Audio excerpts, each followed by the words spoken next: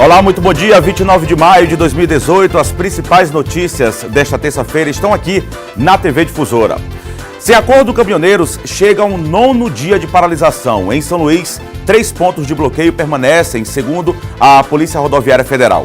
Exército é chamado para desbloquear via interditada por alguns moradores em Peris de Baixo. 40% dos postos da capital continuam sem combustível e Ceasa enfrenta crise de desabastecimento. No esporte, Sampaio vence a Ponte Preta no futebol e, à noite, time de basquete pode ser bicampeão na Liga Feminina. E no estúdio, o economista Luiz Felipe de Holanda fala dos impactos da greve dos caminhoneiros. Essas e outras notícias a partir de agora no Bom Dia Maranhão, que já está começando.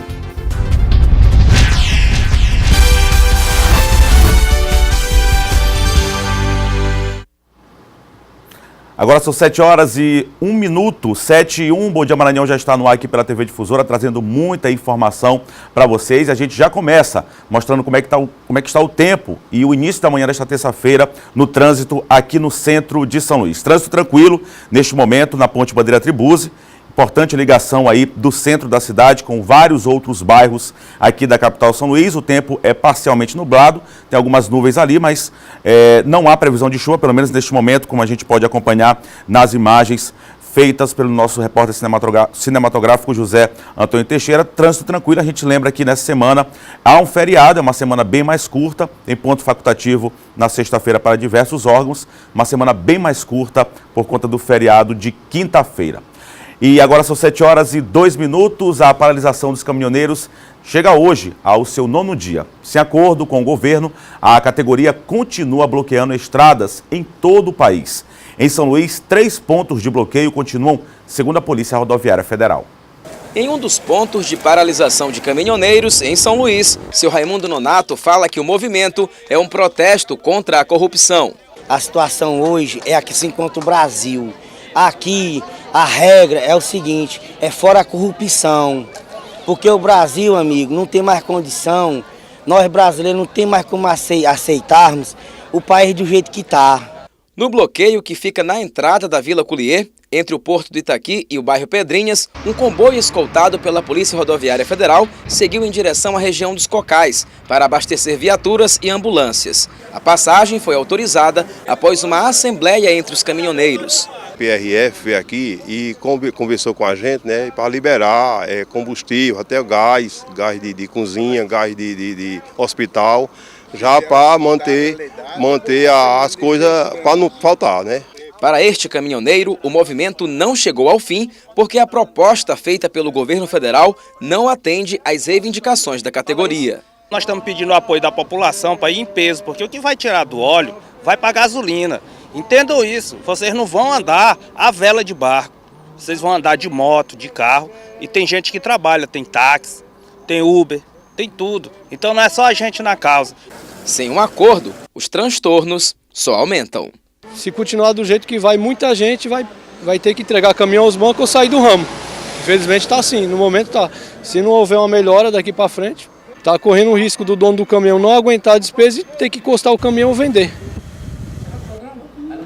Pois é, mesmo o governo federal confirmando aí que já há normalidade em relação a essa questão da paralisação dos caminhoneiros, a gente percebe que ainda há muitos pontos de paralisação, inclusive aqui no estado do Maranhão, o governo tem se esforçado junto com os órgãos de segurança, as demais instituições também, empresários, inclusive uma reunião acontecendo nesse último final de semana para diminuir os impactos aí negativos por conta dessa paralisação, e os caminhoneiros agora não pedem, vários outros manifestantes acabam se incorporando a esse movimento, pedem não só a redução do preço do diesel, mas também aí contra a corrupção, e já também até manifestantes pedindo a saída do presidente Temer. 7 horas e 4 minutos, ainda falando sobre essa situação, a Polícia Rodoviária Federal precisou desbloquear 3 vezes a BR-135 no quilômetro 44 do povoado Peris de Baixo nesta segunda-feira. Esse vídeo mostra que quem tentava furar o bloqueio ainda era ameaçado. Segundo a PRF, a manifestação nada teve a ver com o movimento dos caminhoneiros que não participaram dos protestos. À noite, as equipes da PRF e do Exército foram recebidas com várias rajadas de fogos de artifício e também com pedradas, sendo observado a necessidade de emprego do uso progressivo da força. Por volta de 9 da noite, a via foi liberada para a circulação de veículos. 6 pessoas foram presas e conduzidas para a sede da Polícia Federal aqui em São Luís. A PRF e o Exército permanecem no local no intuito de evitar novas manifestações na rodovia. Essas informações, inclusive, foram confirmadas pela Polícia Rodoviária Federal. 7 horas e 5 minutos agora e 40% dos postos da capital continuam sem combustíveis. Veja na reportagem de Ciro Mineiro. A coletiva realizada pela diretoria do sindicato da categoria reuniu revendedores de combustíveis de todo o estado. A paralisação dos caminhoneiros afetou diretamente os empresários. O Leonardo, que possui um posto na cidade de Alto Alegre, está há 6 dias com as bombas secas. O nosso caminhão não foi impossibilitado de passar para carregar, para poder abastecer o nosso posto de gasolina e tentar poder abastecer os nossos clientes e a nossa cidade também, que está lá desguarnecida desse produto. Na capital, em torno de 40% dos postos ainda estão sem combustíveis para atender a população. O Weiner, que tem 2 postos na Grande São Luís, também passou pelo mesmo problema. Foi uma situação completamente atípica, mas a gente sofreu com isso na cidade e esse desabastecimento provoca um colapso na sociedade. Na noite do último domingo, durante pronunciamento, o presidente da República, Michel Temer, anunciou, entre outros itens, que o preço do diesel sofrerá redução de 46 centavos. Esse menor valor do combustível é o que será negociado nas refinarias e não o que será pago pelos consumidores. Tem o custo do biodiesel, que é uma mistura de 10% do biodiesel no diesel, que isso depende muito do custo que a distribuidora consegue comprar naquele momento. Na hora que ela adicionar, ela vai sempre repassar o custo a mais ou menos. Então você dizer que vai baixar 46 centavos isonomicamente é muito complicado. Quanto à gasolina, a política de reajuste está mantida, com preços variando quase que diariamente. Entre os 244 postos de São Luís, o preço médio da gasolina comum é de R$ 4,10 se o pagamento for em dinheiro. Só que alguns estabelecimentos, neste período de crise no abastecimento, chegaram a comercializar o combustível a R$ 5,00 o litro, um valor considerado abusivo pelos motoristas. O preço é livre, tá certo? Mas ainda se tem esse tipo de postagem de que é abusivo, de que é isso, de que é aquilo. Concordo com você que nesse momento, se fazer isso, realmente se considera que realmente é uma prática que não é uma boa prática, entendeu? Mas a grande maioria de todos que estão aqui deixaram os seus preços exatamente como estavam. Pois é, você está acompanhando aí os impactos relacionados a essa paralisação dos caminhoneiros desde o início aqui da nossa edição do Bom Dia Maranhão e daqui a pouco nós voltamos a falar sobre os impactos da greve dos caminhoneiros. Agora aqui no Bom Dia Maranhão a gente fala de segurança.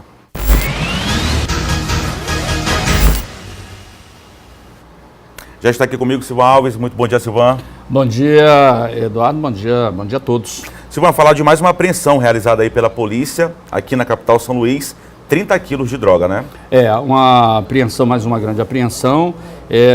A semana passada, onde nós comentávamos isso, a respeito do prejuízo, o grande impacto financeiro, que foram resultado de ações feitas pelas polícias, e que resultou na apreensão só na semana passada, conferindo com as drogas apreendidas nos últimos dias, cerca de 35 toneladas, o que é uma quantidade muito grande de drogas apreendidas, a maior parte naquela operação feita lá na Faísa e a operação feita pela Polícia Militar, Polícia Civil e com apoio do CTA também lá no Alto Alegre do Pindaré. Aldeia Massaranduba. Isso lá, né? Isso aí, Massaranduba. E ontem os policiais do 6º Batalhão da Polícia Militar do Estado do Maranhão, GTM, eles foram verificar uma denúncia lá na Travessa São Francisco, ali na região da Vila Cascavel, e lá numas kitnets, lá eles acabaram encontrando 30 quilos de maconha. O que chama a atenção, Eduardo, é que essa maconha estava repousando numa rede. E é possível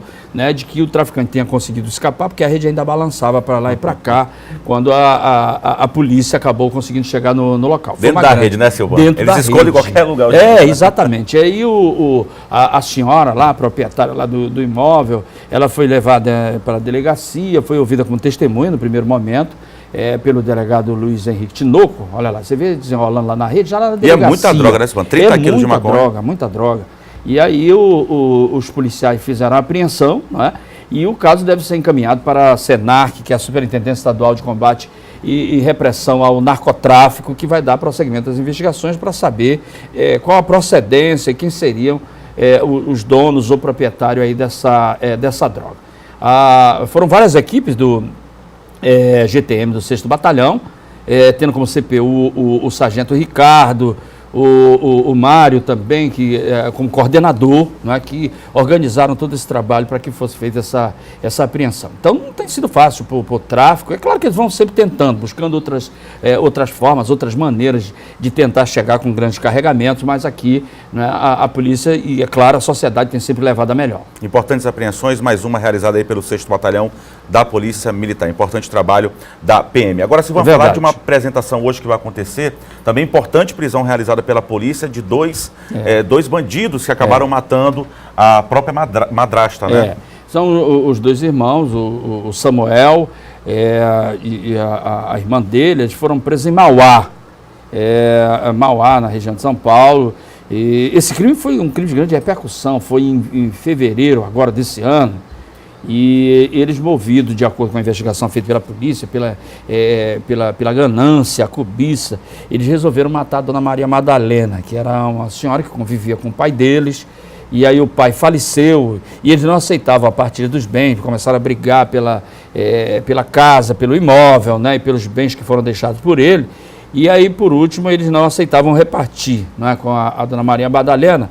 E aí eles foram lá no bairro da Pissarreira, em fevereiro deste ano, invadiram a casa e acabaram matando.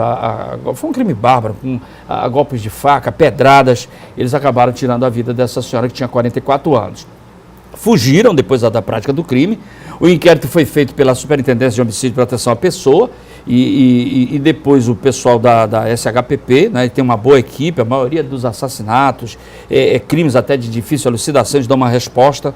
Às vezes pode demorar, porque é um caso complexo, e aí eles acabaram descobrindo a autoria do crime e foram em Mauá, semana passada, uma equipe da SHPP, e com apoio do Batalhão de Choque, lá de Mauá, eles fizeram a prisão dos dois, que já estão aqui em São Luís. Daqui a pouco vão ser apresentados uma coletiva lá na Secretaria de Segurança Pública. Tá ok.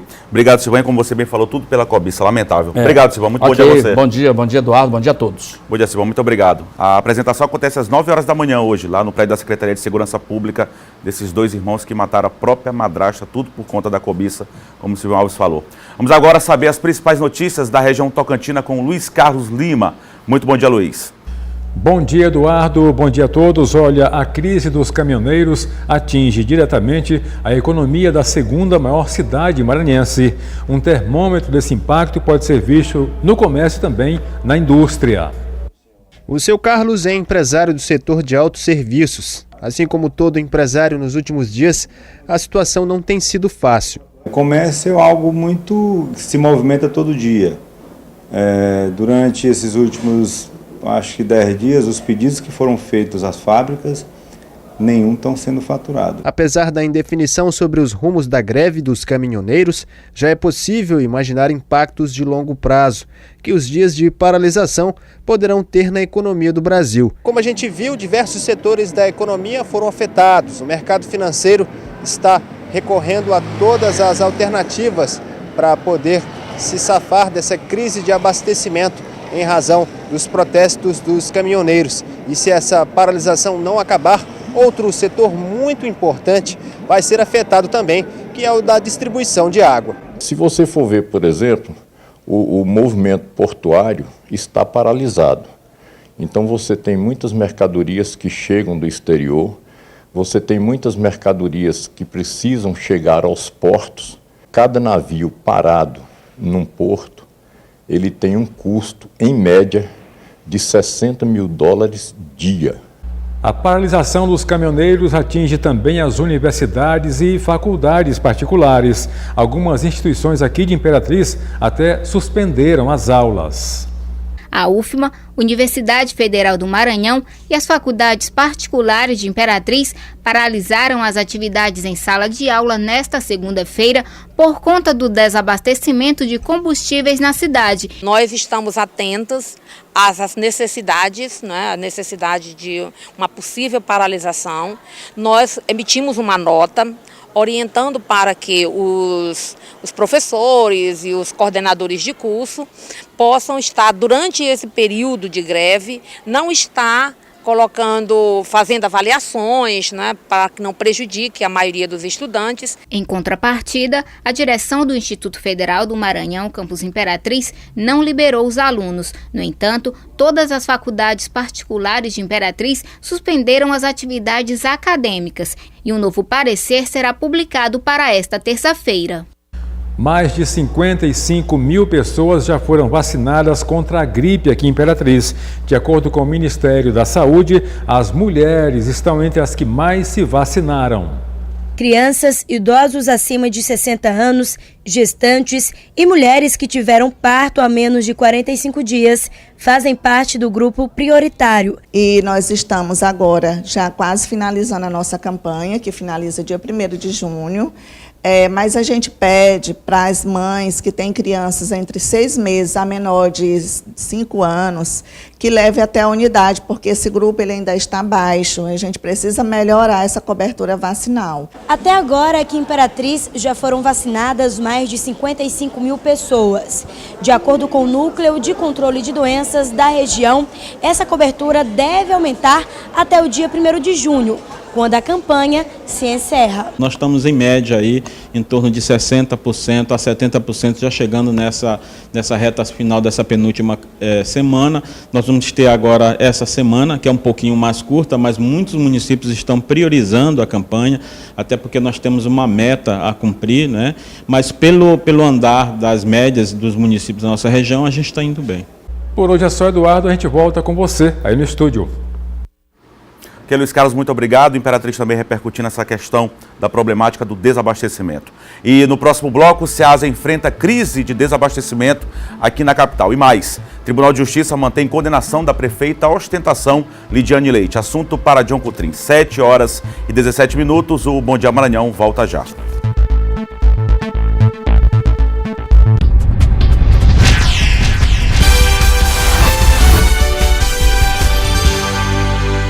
O Bom Dia Maranhão está de volta, agora são 7h20 e fornecedores e consumidores da Ceasa estão preocupados com a situação do abastecimento de alimentos na capital. Com a greve dos caminhoneiros, desde a semana passada, grande parte dos alimentos que são vendidos no local estão comprometidos. Seu Hinaldo deveria estar repleto de bananas, mas a encomenda que ele fez na semana passada ficou presa na estrada e nunca chegou. Mas eu tenho que pagar meu fornecedor. Aí o custo é nosso aqui. Mercadoria, fruta principalmente tem que circular. Porque fruta não é uma mercadoria que tu mantém em estoque, mercadoria que tu tem que circular ela. Seu Hinaldo é um dos 180 proprietários de box que trabalham na Ceasa. Sem receber mercadorias desde a semana passada, por conta da paralisação dos caminhoneiros, a Cooperativa de Hortifruti Grangeiros do Maranhão anunciou o desabastecimento do principal centro de distribuição de frutas, verduras e legumes da capital. Grande parte dos alimentos que é vendido aqui vem de produtores de outros estados, como Pará, Ceará, Bahia, Minas Gerais e São Paulo. Mas o que chegou hoje pela manhã na cooperativa foram apenas sacas de cebola da Argentina que vieram pelo porto. Nessas bancas deveriam ficar as verduras e os legumes, mas estão vazias, já que desde a semana passada não chegam mercadorias. Aliás, aqui na Ceasa, a maioria das bancas e dos boxes está fechada. Desde terça-feira, legumes e verduras, nada disso está entrando. Entrou alguma coisa que veio do Pará, mas foram frutas. Então, o que é de alto consumo, normalmente, é a verdura e o legume. Desde terça-feira não entra nada, então hoje pode-se declarar um desabastecimento total. O que ainda resta para vender, na maioria dos casos, é ponta de estoque de mercadorias que chegaram antes da paralisação. Só batata doce, mamão, um resto de maracujá, cebola e também chuchu e aqueles restinhos de melão ali. Aí estamos aguardando. Quando liberar, a gente vai surtir, abastecer tudo de novo. Todo começo de semana, a dona Iraci vai até a Ceasa fazer a feira. Hoje, voltou para casa de mãos quase vazias. Pego tomate, eu pego cebola, eu pego...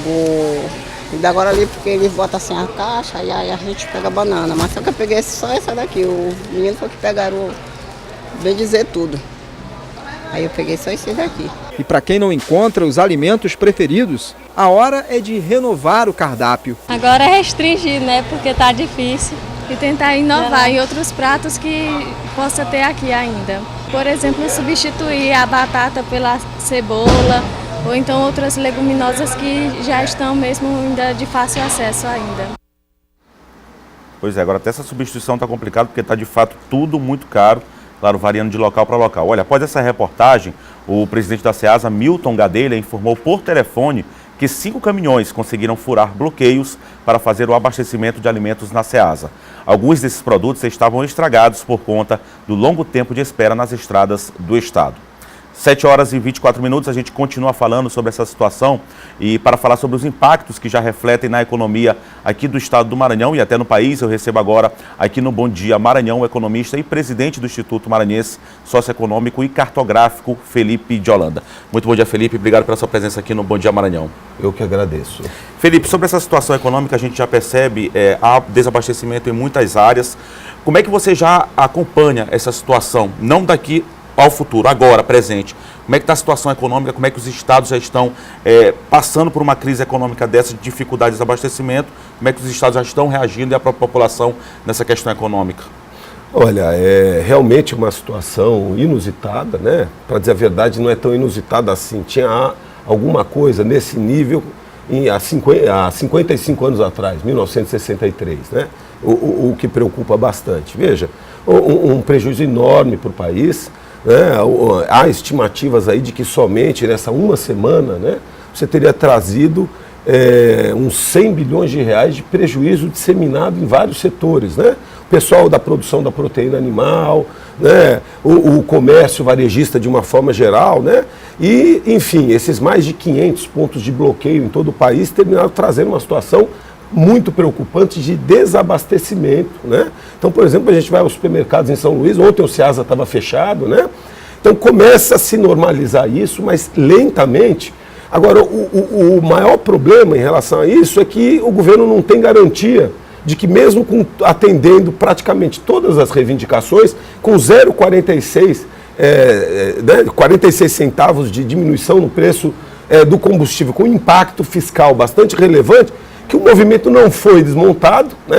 Em essência pode retomar a qualquer momento, e nós temos aí um outro movimento que está chegando, hoje ou amanhã, a paralisação dos petroleiros, que também pode ter um impacto muito semelhante, porque aí você desbloqueia as estradas, mas você continua com o risco de faltar combustível. Em um país, né, de faltar diesel, em um país que tem 70% do transporte de carga dependente do caminhão. Isso que eu ia lhe perguntar, Felipe, você tocou no ponto importante, bilhões aí de prejuízo, numa crise econômica que passa, que já vem de alguns anos, não dá para aguentar, né? Complicado.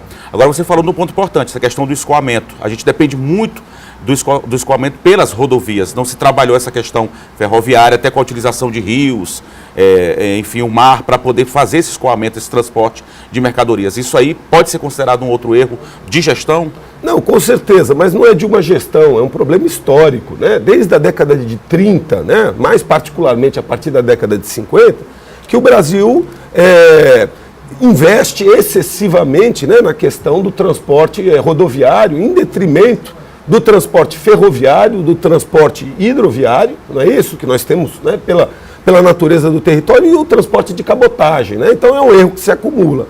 No caso dessa crise especificamente, a gente tem alguns componentes. Primeiro, lá no momento em que a economia vinha bem, etc. e tal, e com um incentivo fiscal, houve uma enorme renovação da frota. Muita gente comprou caminhão, esperando uma situação que terminou virando completamente com a recessão.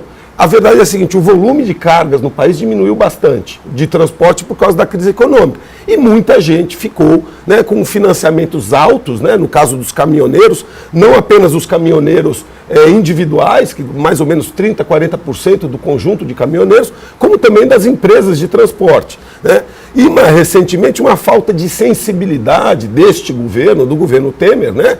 Um super técnico gerindo a Petrobras, que é o Pedro Parente, etc., tentando estabilizar a economia, colou o preço No mercado internacional, aí nós estamos numa situação em que o dólar sobe fortemente, não é apenas contra o real, é contra todas as moedas, por uma questão de ciclo econômico internacional, e também o preço do petróleo. Os Estados Unidos saiu do acordo nuclear com o Irã, né? Então, assim, o preço sobe, mas não dá para você administrar dessa forma, todo dia você fazendo aumentos, 5 aumentos em uma semana, né? Quer dizer, você tem que estabelecer um vetor, dizer assim, olha, o preço está subindo lá fora, vamos fazer um reajuste, 30 dias ou 60 dias depois, a gente complementa, faz outro, estabiliza ou até mesmo desce. Porque é necessário que você tenha um mínimo de estabilidade para o planejamento, para você negociar o frete, né? Então, uma insatisfação muito grande, né? Agora, o problema dessa situação é que nós estamos como se fosse com uma espada na cabeça do governo, que a qualquer momento, né, pode retornar essa situação. Enfim, num contexto pré-eleitoral, no início da greve, claramente tinha um componente de lockout, ou seja, de greve das grandes empresas. Essa diminuição do PIS/COFINS não é uma pauta do caminhoneiro, do caminhoneiro autônomo, é uma pauta exatamente do empresariado. Então você tem uma manipulação política, você vê, eu tive em Imperatriz no sábado, eu fiquei impressionado com a quantidade de caminhões pedindo intervenção militar, né? Então, uma coisa bastante complicada. Quer dizer, o que começou como, por exemplo, essa questão da variação do preço, do aumento do preço do combustível, diesel, gasolina, enfim, agora se transformou numa questão mais ampla. Combate à corrupção, algumas pessoas já pedindo a derrubada do presidente Temer. Tem uma insatisfação enorme, difusa na sociedade, que só aumenta com uma situação como essa. Claramente, o governo Temer não soube negociar, entendeu? Inicialmente ficou perdido, né? Depois tentou, né, percebeu que tinha ações de lockout, foi em cima das empresas, chamou o Exército, né? Uma situação muito difícil, bloqueios muito grandes, né? E finalmente agora a Polícia Federal, né? Aqui no estado do Maranhão, né? E nós temos aqui no Itaqui, é o maior canal de importação de combustíveis do país. O governo teve uma atuação mais estratégica, chamou a Polícia Militar para poder garantir o escoamento das coisas básicas, como por exemplo, oxigênio para hospitais, né? Um mínimo de combustível. Assim, né? também como Corpo de Bombeiros, outras instituições. Corpo de Bombeiros, né? Tínhamos 18 grandes bloqueios no estado, né? Mas mesmo assim, com toda essa mobilização, a gente vê aí, por exemplo, o SEASA fechado até ontem, afetando as escolas, né? Então nós temos uma situação que é o seguinte: falta legitimidade no governo e abrir uma senha, digamos assim. Daqui a pouco vem os metroviários de São Paulo. A questão é o seguinte: nós diminuímos o preço do diesel com enorme impacto fiscal, né? Veja só como é que a perspectiva é que um movimento como esse tira 0,2% do PIB brasileiro a cada mês. Então nós vamos para uma situação econômica bastante complicada nessa situação, né? Então precisamos uma falta de racionalidade, digamos assim, né?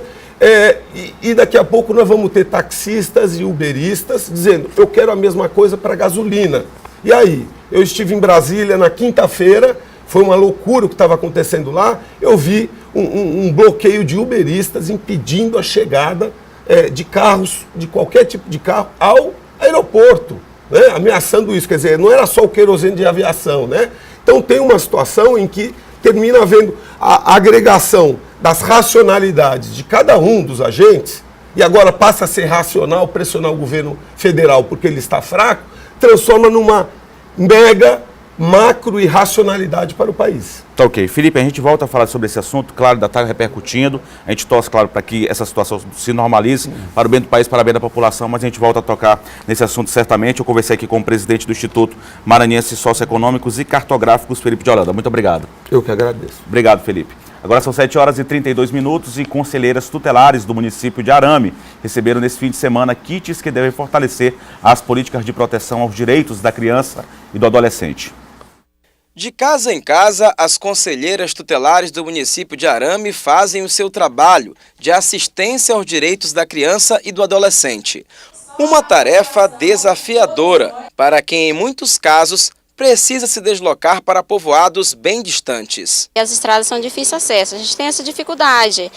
No período que está chovendo, a gente deixa de fazer algumas visitas por causa do veículo que não entra. Com o recebimento do kit Conselho Tutelar, a cidade de Arame compõe o grupo dos 30 municípios contemplados pela destinação de emendas parlamentares individuais do deputado Everton, que tem a finalidade de fortalecer as políticas de proteção aos direitos da criança e do adolescente. Iniciativa reconhecida por grandes lideranças políticas. Olha, eu fiquei muito feliz, em ver a sensibilidade do deputado Everton Rocha de dedicar emenda sua para adquirir ônibus, computadores para os conselhos tutelares. Eles têm um desempenho importantíssimo, agora não tem meios, não tem carro, não tem computador, não tem isso, não tem aquilo. Nós estávamos precisando por conta que o município de Arame é muito carente e aí recebemos um município muito sucateado. E o trabalho do Conselho Tutelar estava um pouco parado, por conta que eles não tinham esse equipamento para dar seguimento. Mas me sinto muito feliz e agradeço bastante. A escolha das cidades contempladas não foi uma tarefa fácil, pois muitos municípios já sinalizaram a necessidade de receber o kit Conselho Tutelar. A prefeita Júlia aqui do Arame, assim como os demais municípios que foram beneficiados, tem tido total parceria nossa e eu tenho certeza que eles farão o bom uso desses equipamentos aqui no município. Pois é, aqui no Bom Dia Maranhão a gente segue falando de política, agora são 7 horas e 34 minutos, eu já recebo aqui John Coutrinho. Muito bom dia, John. Bom dia, Eduardo, bom dia a todos. John, o pré-candidato à presidência da República, o Ciro, pelo PDT, ele concedeu uma entrevista ontem onde ele pôde expor mais uma vez o seu plano de governo, o que ele pensa para o país, né? É isso, Eduardo, o presidenciável Ciro Gomes, do PDT, concedeu ontem uma entrevista ao programa Roda Viva da TV Cultura e ele falou, Eduardo, da política de preços, né? Essa crise que nós vivemos hoje no país devido a essa política de preço, de aumento de combustíveis ali em relação à Petrobras. Vamos acompanhar, temos um vídeo que fala desse trechinho que o Ciro falou sobre isso. O que serve a uma empresa como a nossa, Petrobras, é praticar uma matriz de custos absolutamente transparente, ou seja, quanto custa produzir 1 litro de gasolina, mais o custo de produção, mais a remuneração do investimento, mais a depreciação, mais um lucro em linha com os competidores equivalentes do estrangeiro. Isso significaria que o óleo diesel poderia estar hoje aí a no máximo R$ 3,00, R$ 2,80, se a gente praticasse essa estrutura de custo. E essa é a fraude. Por quê? Porque o senhor Pedro Parente faz? O que o senhor Pedro Parente faz? Para servir aos interesses estrangeiros, ele deixa 1/3 da capacidade de produção de gasolina, de óleo diesel, de lubrificantes do Brasil ociosos, e passa a abrir espaço para que grandes importadores brasileiros comprem gasolina lá fora, aproveitando a peculiaridade da Petrobras, que é deter o monopólio. Na lei foi revogado, mas na prática a Petrobras ainda tem um monopólio. Portanto, o importador de gasolina pode empurrar esse preço absurdo, criminoso, sem contestação do verdadeiro mercado, que seria concorrencial. E, evidentemente, o Brasil não tem que cair no mercado concorrencial. Por quê? Porque nós temos uma companhia estatal que tem padrões de eficiência ou de custos absolutamente importantes em comparação com o mundo e pode e deve transferir essa eficiência para o interesse público brasileiro. John Coutrinho. É isso, Eduardo. O Ciro Gomes, que inclusive é economista, né? Falou com muita propriedade sobre essa situação. Agora, John, a gente fala sobre essa questão do Tribunal de Justiça que manteve a condenação da ex-prefeita Lidiane Leite, que ficou conhecida como prefeita ostentação. Eduardo, quase toda semana nós divulgamos aqui que a ex-prefeita de Bom Jardim, Lidiane Leite, ela sofre algum tipo de condenação.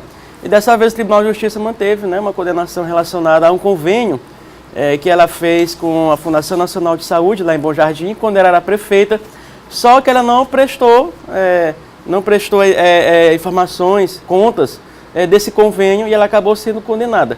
E ontem o Tribunal de Justiça manteve essa decisão, né, dada pelo juiz, e aí a Lidiane Leite, além da suspensão dos direitos políticos dela, ela foi condenada a pagar uma multa, ressarcimento erário público de R$500 mil. Essa é apenas uma das condenações da ex-prefeita, a ostentação Lidiane Leite de Bom Jardim.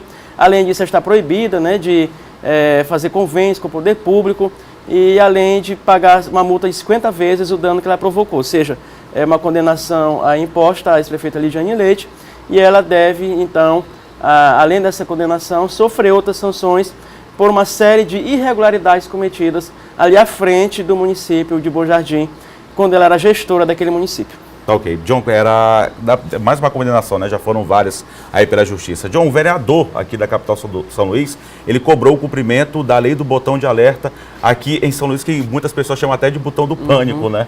É verdade. O vereador Francisco Carvalho, vereador daqui da capital, ele cobra, Eduardo, o cumprimento dessa lei que já foi sancionada pelo prefeito Edivaldo Holanda Júnior há 9 meses. O que seria esse botão de alerta? Ou seja, quando estivesse havendo, porventura, um assalto dentro do ônibus, ali o motorista, o cobrador, até mesmo, né, o usuário poderia alertar esse botão, utilizar esse botão do alerta para ali, então, dar um start em relação às autoridades policiais, ou seja, avisar a polícia que estaria havendo ali um assalto. Segundo o vereador Francisco Carvalho, isso já funciona em outras capitais, como Natal, Fortaleza, já funciona esse botão do alerta, e ele quer que isso entre em funcionamento aqui na capital maranhense, por isso ele vem cobrando, então, a aplicação, não é mais uma proposta, uma lei já sancionada, e ele quer que essa lei seja cumprida aqui no município de São Luís, no sentido até de evitar mais assaltos a coletivos na capital, que ainda está um número altíssimo, um índice muito grande de assaltos a coletivos aqui em São Luís, e é preciso essas medidas, Eduardo, para que a população se sinta mais segura e também se tome as providências necessárias e mais rápidas em relação aos assaltos a coletivos aqui na capital. Agora, John, uma notícia nada agradável aí para os brasileiros, o governo Temer, ele estuda a possibilidade com a redução aí dos impostos em relação ao preço do diesel, por conta da greve dos caminhoneiros, dessa paralisação, ele estuda colocar esses impostos, aplicar esses impostos em outros produtos. O Temer ele está totalmente perdido, o próprio Felipe falou agora há pouco em entrevista aqui no Bom Dia Maranhão. O Temer ele tem adotado uma política de preços ali, de reajuste de combustíveis, atendendo aos interesses internacionais, ou seja, de acordo com o aumento do dólar, estava sendo reajustado o preço dos combustíveis aqui no país. E isso, claro, como ele teve que, pressionado, reduzir ali a questão da CID, outros impostos, PIS, COFINS, então isso vai acabar sendo onerado no nosso bolso, no bolso da população brasileira, com a possibilidade de aumento dos impostos, ou seja, aumento dos impostos para, digamos assim, cobrir esse déficit aí nas contas públicas. Então o Temer tem mais essa penalidade, né, que ele pode aí acabar levando para a população brasileira, que é a elevação dos impostos. É claro que o país hoje já tem uma carga tributária muito grande, e aí aumentar mais impostos seria então acabar onerando a folha e acabar prejudicando a população brasileira. Só para finalizar, John, hoje é o dia que aquela comitiva, que é encabeçada pelo deputado Everton, deputado maranhense Everton, vai visitar o ex-presidente Lula, não é isso? Na prisão. É isso. Eles devem sair agora, tem uma comissão, a comissão que visitará o ex-presidente Lula ali na prisão, ali na sede da Polícia Federal em Curitiba. Essa comissão é liderada pelo deputado maranhense Everton Rocha, ele, né, que fez essa solicitação de visita ali ao presidente Lula, ali, e aí ele vai acompanhado de outros deputados, deputada Benedito, deputado Orlando Silva, o deputado Silvio da Costa, então eles devem fazer essa visita, até para averiguar, né, as condições ali do ex-presidente, como estão as condições da prisão em que ele está nesse momento, e conversar com ele também acerca se está havendo alguma, digamos assim, dificuldade em relação a ele na prisão, se está tendo todos os direitos resguardados a ele cumpridos. Então vai ser essa visita feita aí hoje pela essa comissão, às 10 horas da manhã, daqui a pouco, liderado pelo deputado maranhense Everton Rocha. Ok, John Coutrinho, muito obrigado pela sua participação. Você volta amanhã falando mais sobre política aqui no Bom Dia Maranhão. Até amanhã, Eduardo. Ok, até amanhã, John. E agora são 7 horas e 42 minutos. No próximo bloco, Sampaio vence a ponte pelo Brasileiro de Futebol. E no basquete, o time feminino pode ser bicampeão hoje da Liga de Basquete Feminina. Agora são 7 horas e 42 minutos. O Bom Dia Maranhão volta já.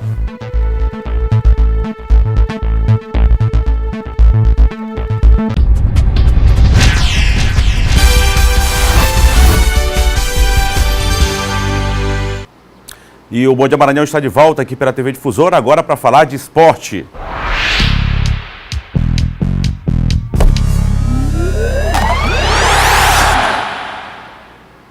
E para falar de esporte, quem já está aqui comigo, Alessio Júnior. Muito bom dia, Alessio. Bom dia, Eduardo. Lécio, a gente começa com uma ótima vitória do Sampaio, importante vitória pelo Campeonato Brasileiro da Série B, jogando com um a menos praticamente o segundo tempo todo e com uma arbitragem muito questionada, né? É uma arbitragem que deu 6 minutos de acréscimo no final, tem um jogador do Sampaio Corrêa expulso, um pênalti não marcado, mas o Sampaio Corrêa conseguiu uma vitória, subiu na tabela de classificação e segue avançando ao comando do técnico Roberto Fonseca. Dia de reencontrar a Ponte Preta no Castelão após a eliminação da terceira fase da Copa do Brasil. O torcedor boliviano levou apoio a um time que vive talvez o seu melhor momento no ano. E a Macaca tenta ser mais presente no ataque. Só que o Sampaio é sempre mais perigoso nos contra-ataques. E nesta roubada de bola de Alisson, João Paulo invade a área e rola para Bruninho marcar. 1-0 tricolor. Toque sutil e preciso do atacante do Sampaio. No segundo tempo, Bruninho arrisca de longe. O goleiro Ivan rebate, a bola sobra para João Paulo, que não consegue marcar. Depois é a vez de Silva perder. Ivan com a perna direita salva a Ponte. Alisson é expulso após este lance fora da disputa de bola. Com um a mais, a Ponte Preta tenta pressionar. O técnico Doriva coloca Felipe Azevedo, João Vitor e Gabriel Vasconcelos. Mesmo assim, quase não leva perigo. O Sampaio se fecha bem e por pouco não marca com João Paulo neste contra-ataque. Fim de jogo, Sampaio 1, Ponte Preta 0. Uma jogada que sempre o professor pede para chegar no fundo e fazer a área, fui feliz ali e pude fazer o gol e ajudar a equipe. Se Deus quiser vai dar tudo certo, é continuar com humildade sempre, alegria e prazer naquilo que a gente faz.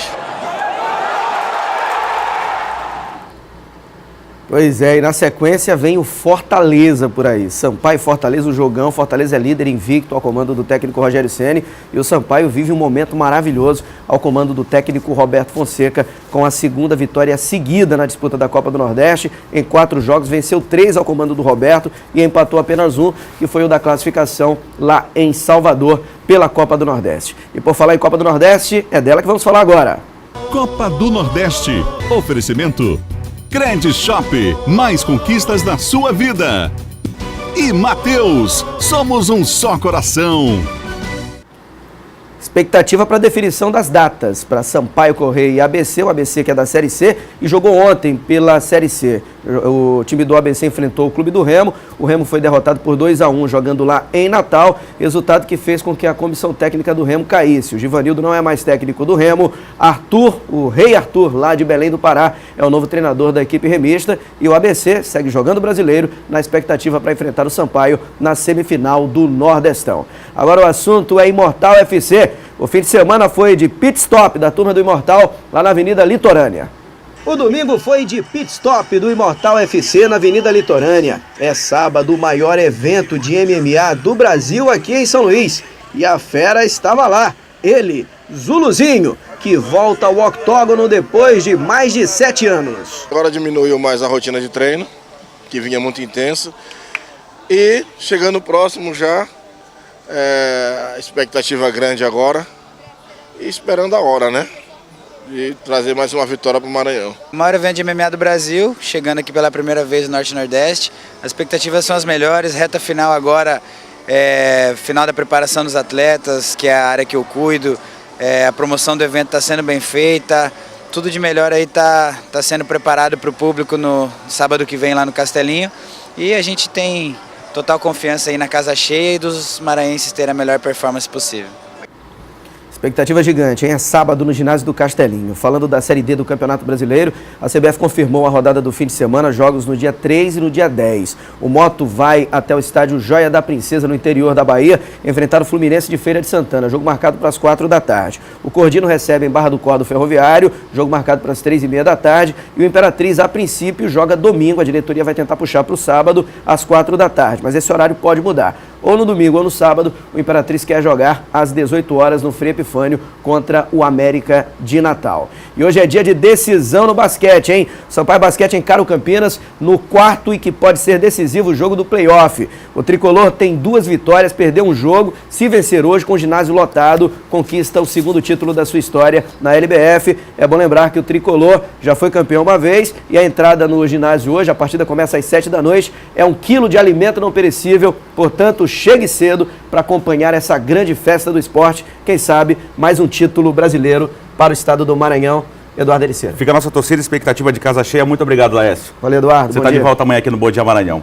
Agora são 7h51. O Bom Dia Maranhão fica por aqui. Você acompanha mais informações ao longo da nossa programação. 11h50 da manhã na hora D, também no nosso portal ma10.com.br. A gente repercutindo ainda essa paralisação dos caminhoneiros.